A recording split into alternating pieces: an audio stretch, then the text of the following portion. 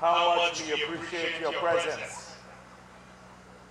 And it is your energy, your support that has given us the courage to struggle to keep our country intact and the rights of our people protected.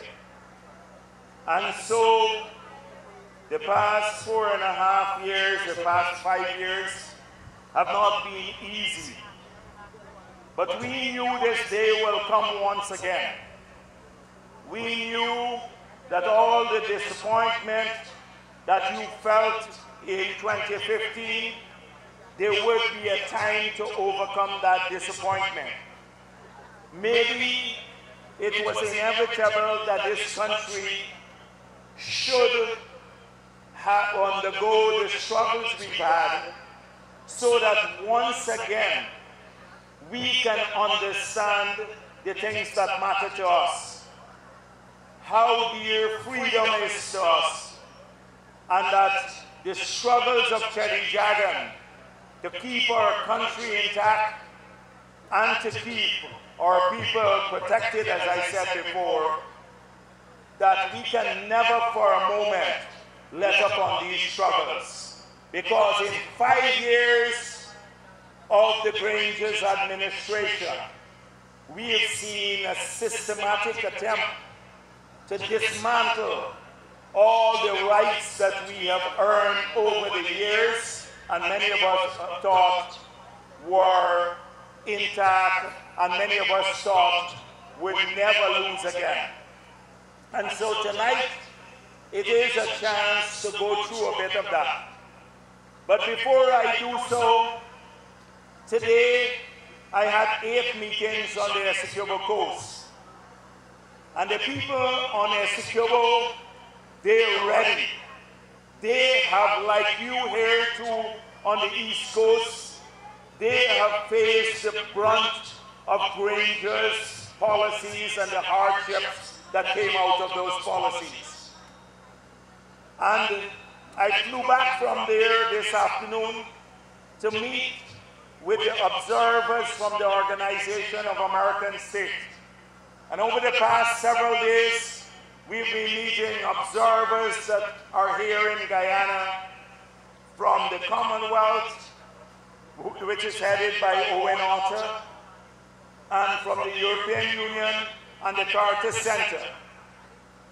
And I want to assure you tonight that every concern you have, we have raised those concerns with them, because we are extremely vigilant. And most people here are fearful about the elections being rigged. They know that we have the numbers to win a free and fair election and win it massively. But their only question is, will the elections be free and fair? Because they're burnt, they're worried, they're traumatized by the APNU's history of rigged elections, PNC rigged elections. And now, even now, APNU is playing on that fear. And I want you on the East Coast, but all across this country, not to succumb to any fear. I hear little voice notes going around about how APNU has a plan to rig the elections. This is called psychological warfare. They're deliberately taping these voice notes and WhatsApping them, and many of our people are sharing these notes. So what happens is what they're counting on is that their supporters would think that they actually have a plan to rig the elections, and therefore would be emboldened and will turn out. Because in APNU's strongholds, their supporters are totally demoralized, and they are fed up too. Many of them are fed up with the policies of APNU because they've brought hardships to those communities too.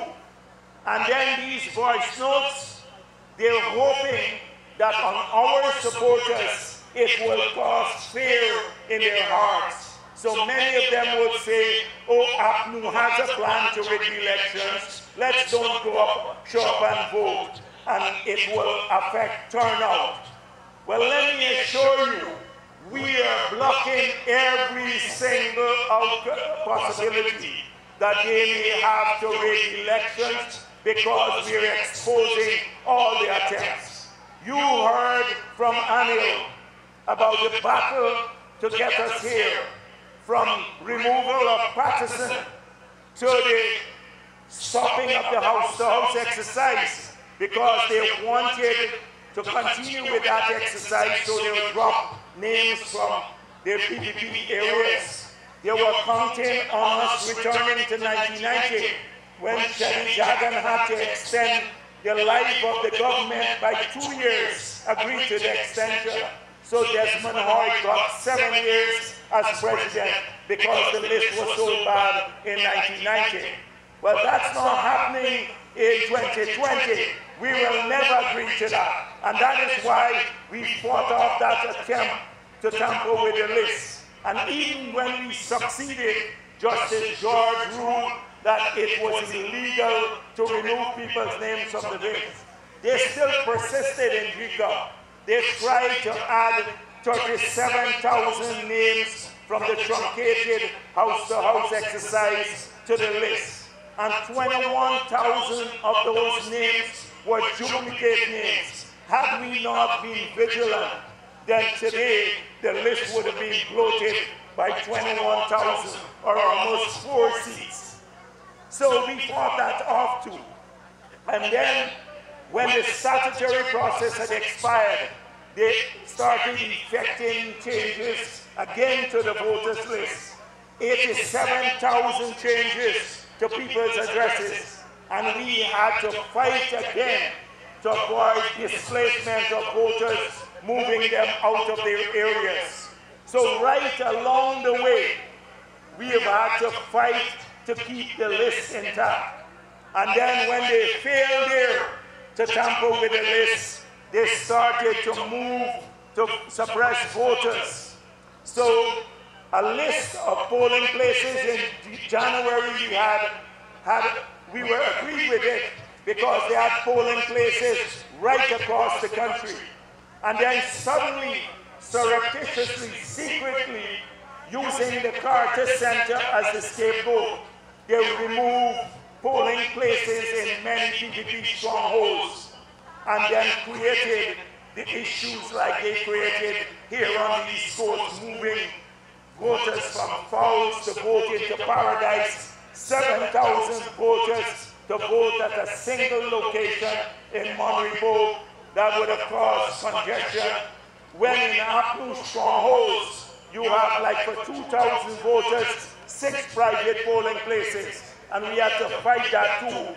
We threatened, we said, if you don't fix it by Wednesday, we're putting 5,000 people in front of JICA. And they listened, and yesterday it was fixed. But we hear they're trying to frustrate it again. But we have those polling places because we have to fight for everything. And then, in addition to that, we know what happens on elections day. We know what happens in many APNU strongholds, the violence in some areas that intimidate voters. So we have raised with every international group that they must talk to the Commissioner of Police and the head of the Army, because it's not unusual to do so. I once headed an international observer group to Sri Lanka, and when the Tamils and the Muslims and others had trouble, they were worried about the violence around election time in Sri Lanka. I met with the head of the army and the head of the police there, and they had to give assurances to the observer groups that they would act impartially and ensure the safety of the polling places and people's safety. So we've been urging the observers to seek that assurance from the police particularly. And we are aware efforts have been made because we're very concerned, and that's why I started raising it about one particular person that the Commissioner of Police have passed this operation to, one of the Deputy Commissioners who've been very friendly with Harman. And we know that the Chairman of the Police Service Commission, Paul Slow, is now in charge of our news campaign in Region 3. We've been hearing rumors about them not wanting to use rural constables so that you will not have enough police at the polling places. Well, we're raising it because we're not a party that came about only yesterday.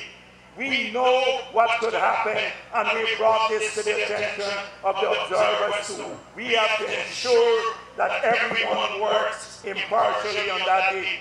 We know about presiding officers who acted capriciously.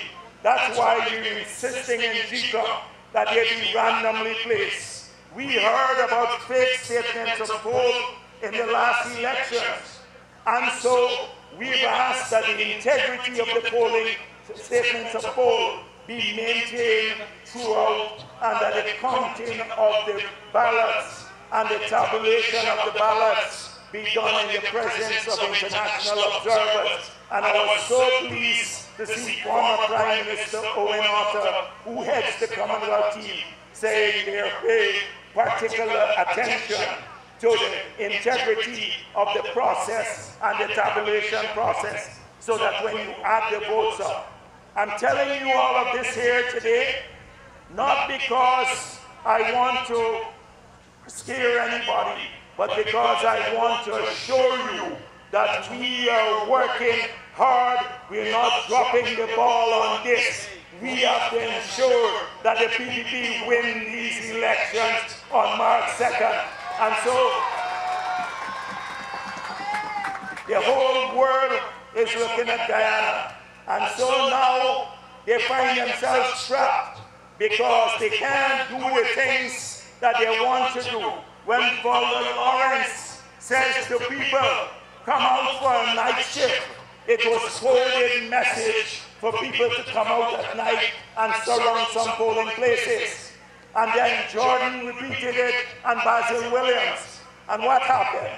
The whole country condemned them.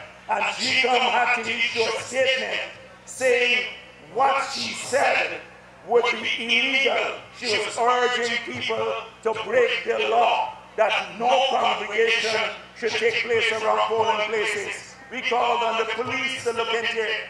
The Ethnic Relations Commission also issued a statement saying that this should not happen. So we've been exposing them right along the way, and they feel cornered today. They know what's coming down. They're desperate as we speak.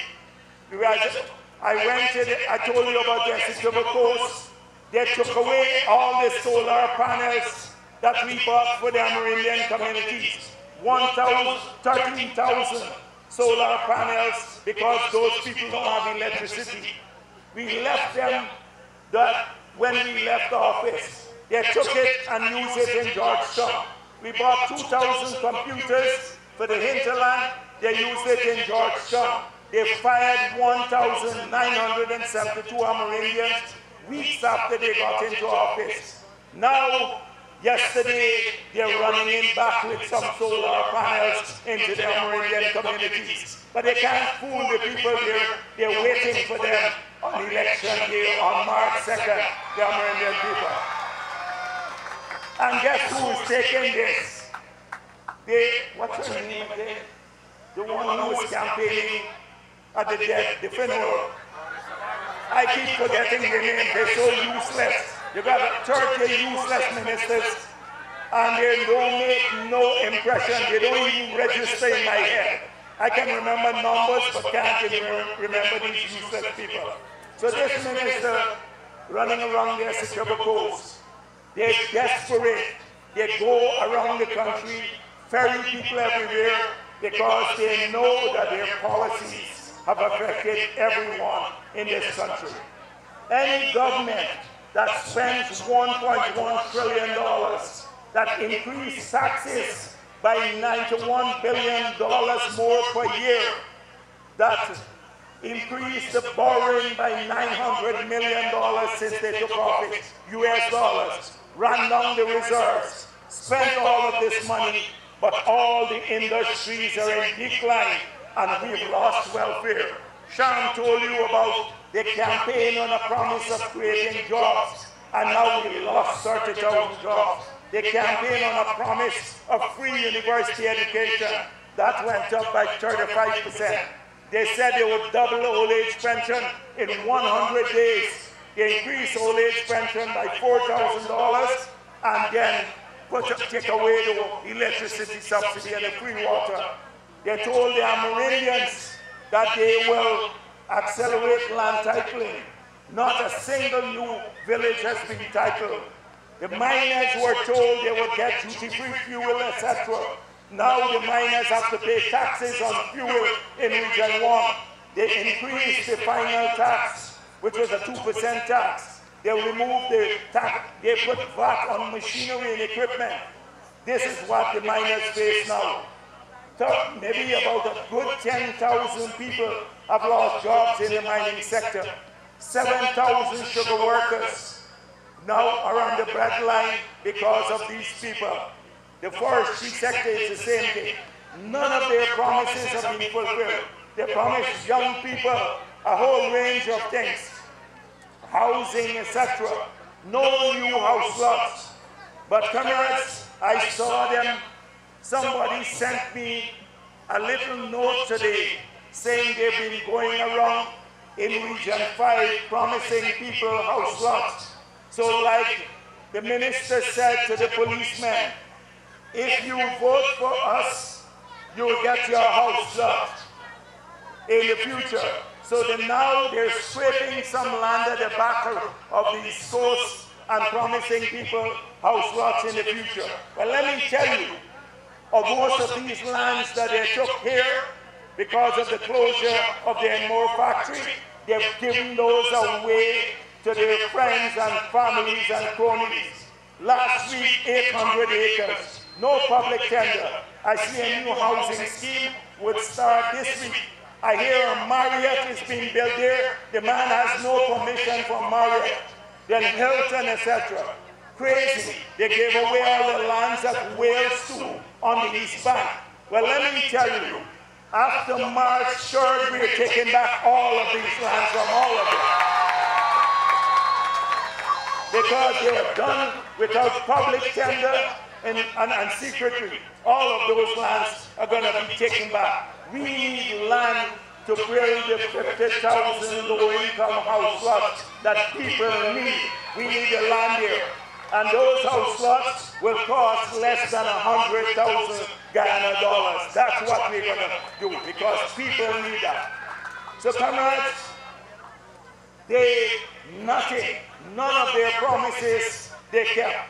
So when they come and say new things now, people should just throw away any piece of paper that they put together.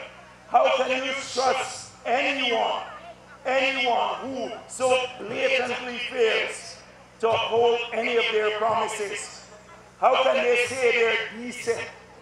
This is why we pay no heed to the booklet that they put out that they call a manifesto. And even in that document that they put out, they left out youth, what they will do for young people. No help to industries.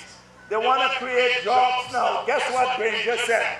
He lost 30,000 jobs.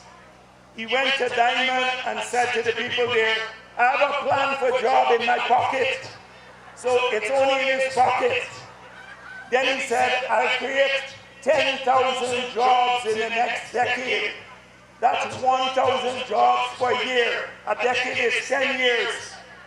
When we pointed out that it will take 30 years to just recover the jobs that they lost, they increase it now to 20,000 jobs. We have to create 50,000 new jobs to make sure that all those people who lost their jobs are back working and new people can find employment. And we can do so easily by reversing all the hardship taxes that they placed on industries so the rice farmers can get back to work, and those sugar workers by reopening their estates, and the miners, they can go back 10,000 of them to work. And people in Linden too, even in their stronghold, who we help to give community forests there, they too can go back to work. So putting our country back to work, that's part of our plan. But untrustworthy, totally dishonest, that is Granger for you. Granger only talks about these big things like decade of development, green state economy. He has no achievement to speak about, no plans for the future. Look at our manifesto by contrast, and I urge each of you to read it, because every single sector, we have very, very specific plans that we will start to implement as soon as we take office. From education to healthcare, to housing, to water, everything. So comrades, the choices are clear, but even if you need more convincing, and I'm sure that you don't need that here tonight, just look at the approach to oil and gas, how these people are so incompetent and possibly corrupt. So Janet Jagan signed an agreement with Exxon in 1999 to start exploration. Exxon, after we had the trouble with Suriname, declared a force majeure. They stopped exploring. Then we went to the court, we got the issue with Suriname settled. Exxon resumed exploration. They then found oil just before we left office. By that time, the prospecting agreement that we had signed came to an end, so they had to sign a new agreement. So this government signed an agreement and hid it for a year and a half. We didn't see it. When we saw it, it was all lopsided. It was all in favor of the company. So I said, it seems as though the company just came in with its maximum negotiating position and they agreed to it. So we left it at that. We criticized it vaguely because we don't have the details.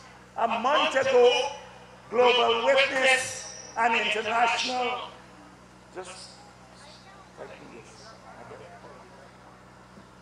So Global Witness, an international NGO, issued a report that we lost $55 billion US in those negotiations.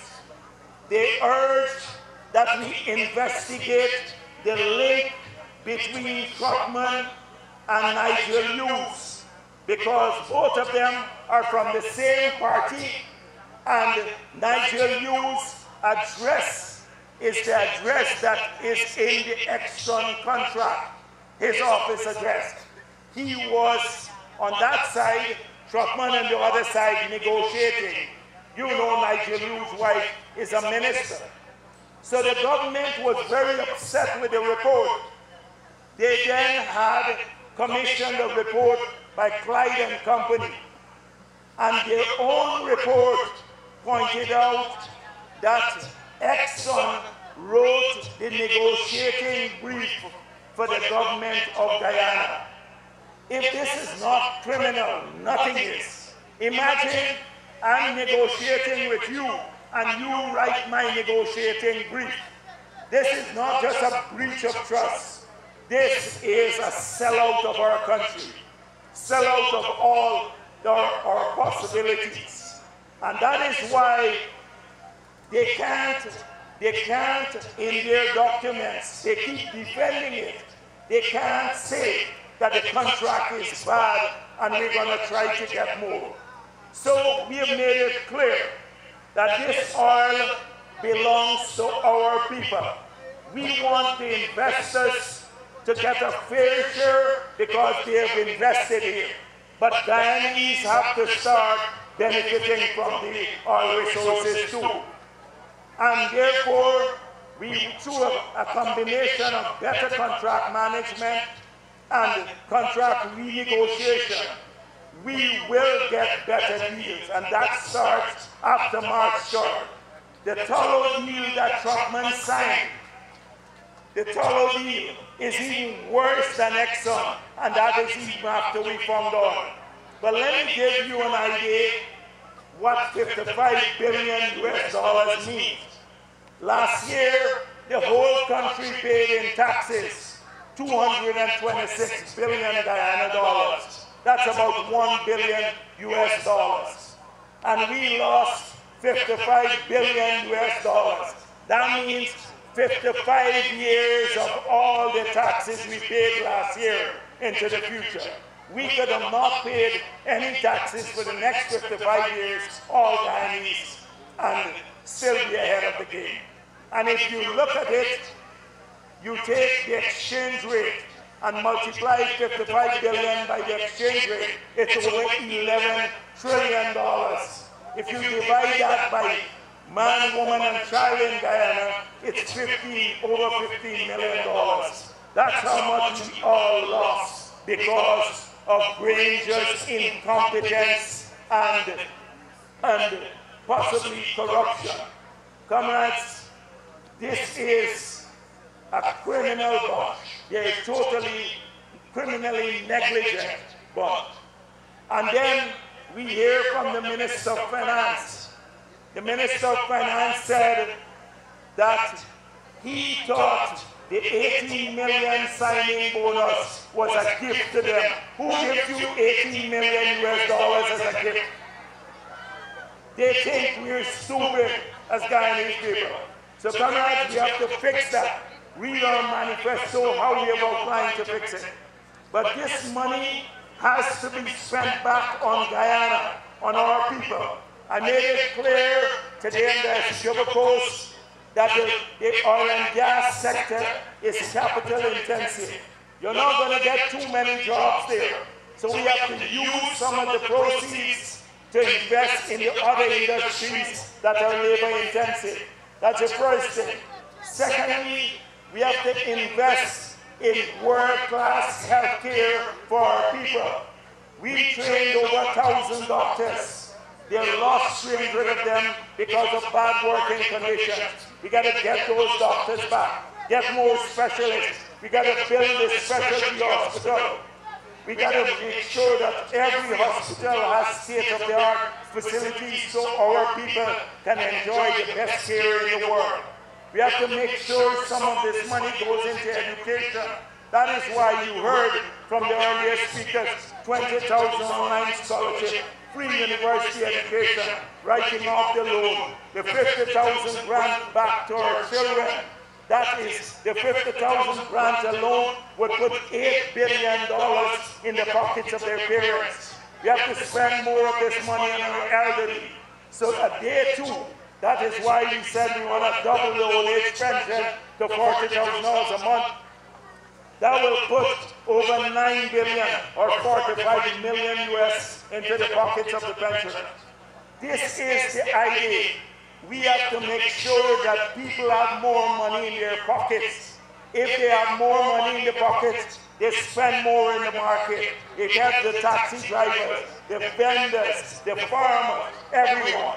This government took out $91 billion in taxes from people's pockets and put it in the treasury, and they used that as an indicator of progress. That is why we said we want to reverse all these taxes, make sure that we water and electricity, the taxes go, and food and baby diapers and medicine that they put taxes on. Those are things that are going to happen almost immediately.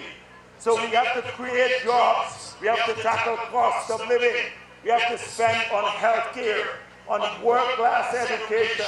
We have to make sure that we tackle crime. Whatever the spending is, we have to get the crime rate down so that our people can live in safety in their homes. We've outlined a clear agenda for this. We want to remove taxes on a number of things, cell phones, lower the taxes on vehicles, remove the age restriction on vehicles so that the price could fall again.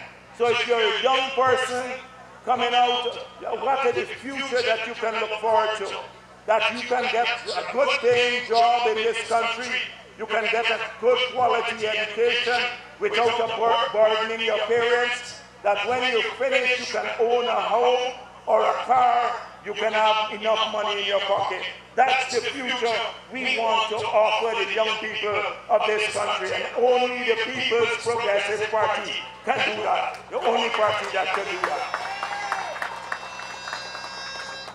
So comrades, that is what I'm telling you about. We don't campaign on the basis of cussing people out. That's all their campaign. Who they put in a garbage bag, Jagdeo head ball or Jagdeo head big. And I can't be blamed for this. That's my mother. You gotta blame for the size of my head. But that's immaterial, come on. This stuff, but they can't really demoralize us. You see, we have faced PNC hardships and PNC bullyism for very long. So they don't demoralize us. They should not demoralize you. No amount of bullyism must intimidate you on that day. They're going to start spreading false news. Early in the morning, you're going to hear all sorts of things. And so when people are in their homes, they're going to say, oh, there's a fire here, there is that here, etc. To try to scare you on election day not to come out. We don't worry about that. A lot of fake news will happen over the next few days. You stay strong. Sun, rain, whatever comes, we stand in that line. We're not moving. Nobody moves from that line. We can't go home and come back in the afternoon because it's sun hot. Walk with an umbrella. Keep biscuit in your pocket so you don't have food, you don't collapse in the line. Walk around with some biscuits in the pocket. And make sure if we have to fetch people on our backs, we're putting them and fetching them to the polling places. Drag them. All the drunk men, you make sure that you get them too early before they take the first shot, before they go and mistake between the afternoon and the pickup. We got to keep them sober until after they vote. Then you can get them to drink and go home. So we're not taking chances. Every single person in here, I wanted to come here personally.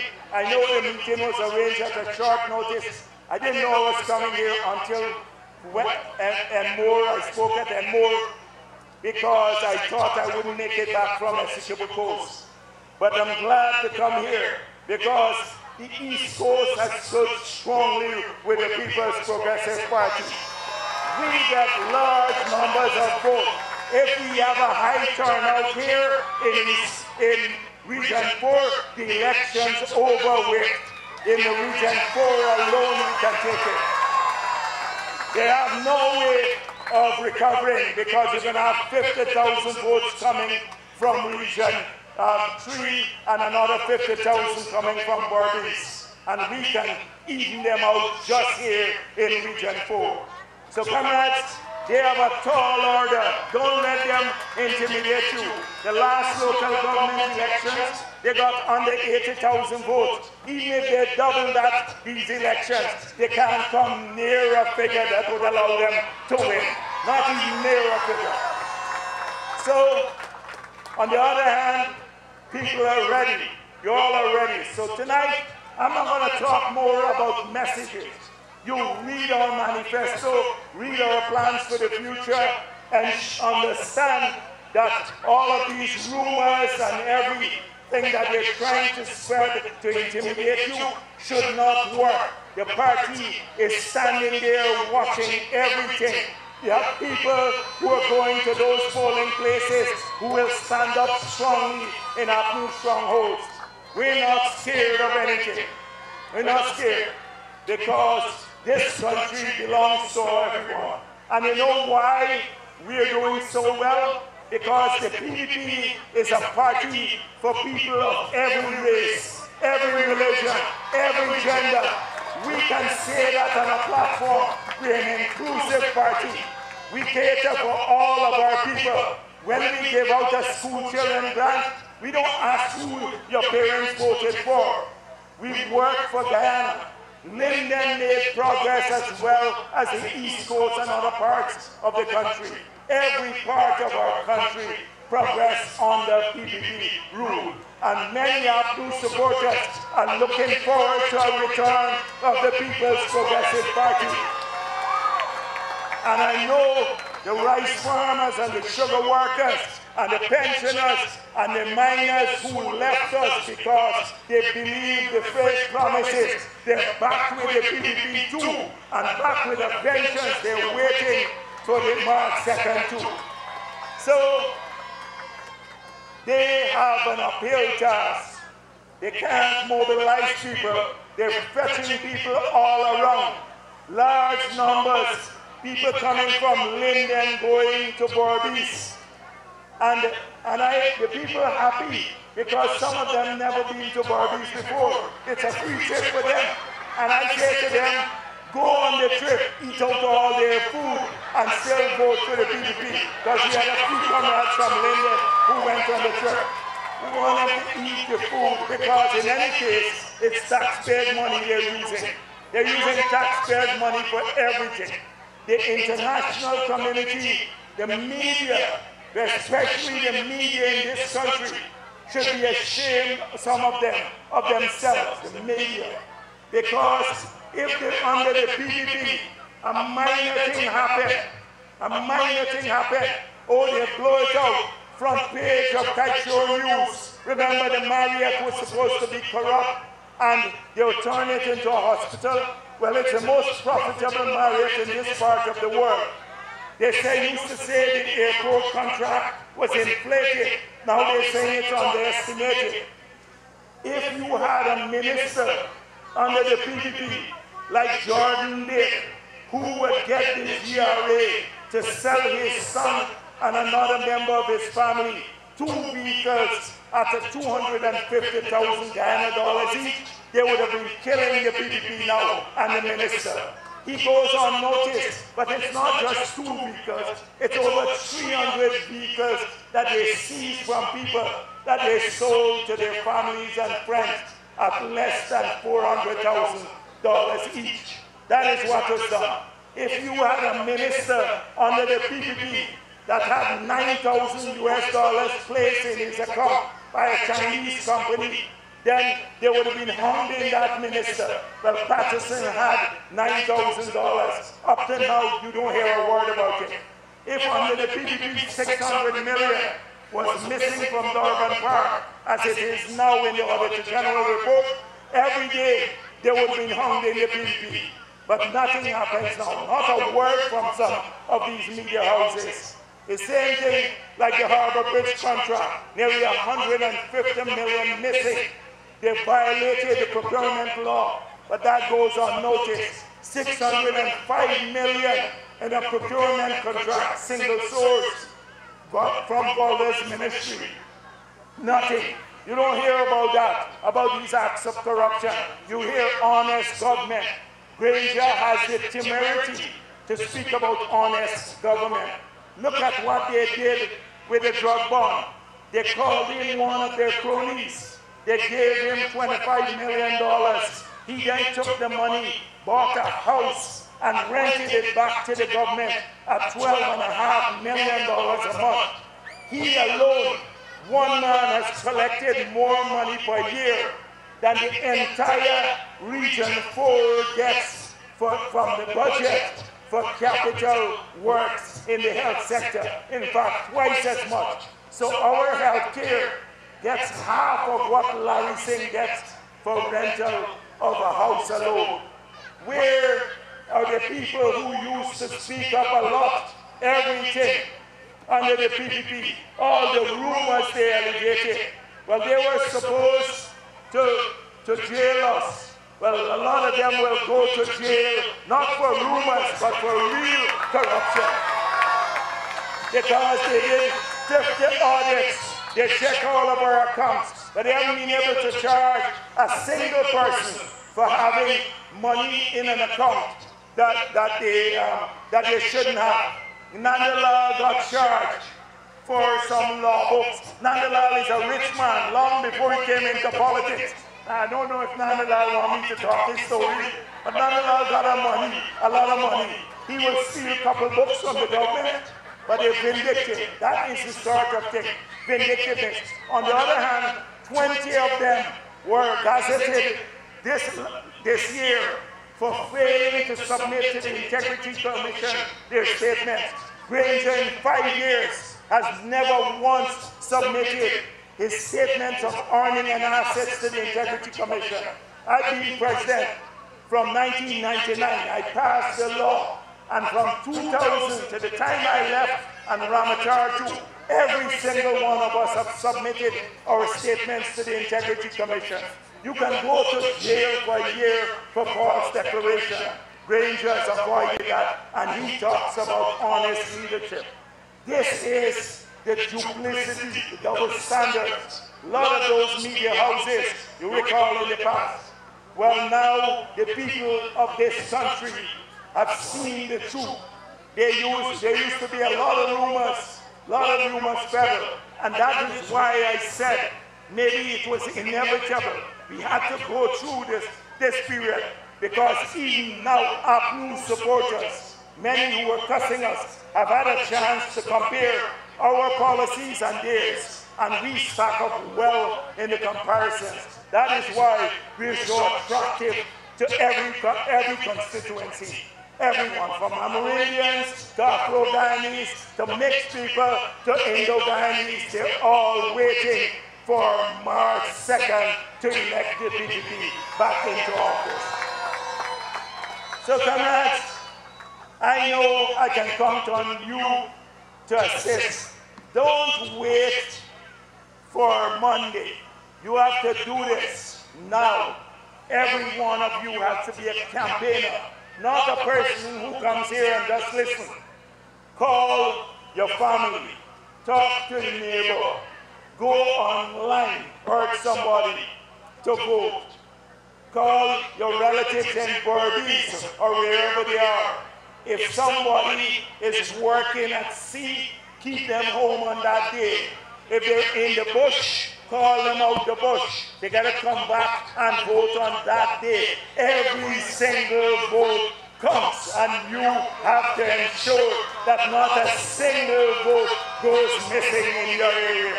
Not a single one. That is what we need. We can't. This is your chance to fight back. We fought a long time to get here, to get back to where we are today, because there's been an assault on our country, on our freedom.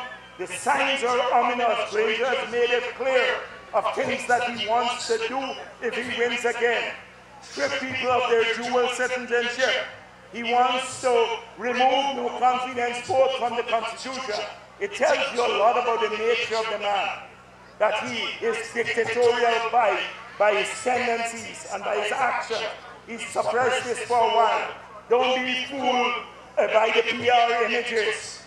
They are, so that is what we have to guard against. And you are the guardians by your votes. You are the guardians of our democracy and the future of this country.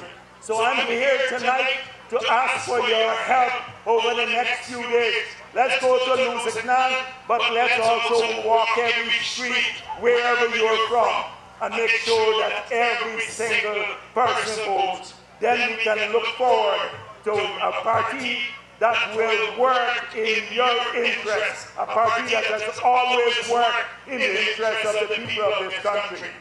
The People's Progressive Party will ensure that that happens, that all of you could have a better life because we're stronger together. So thank you for being here tonight.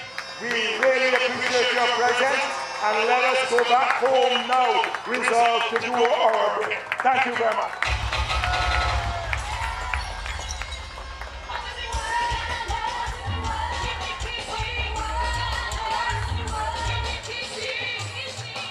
Put your hands together for Dr. Bharrat Jagdeo.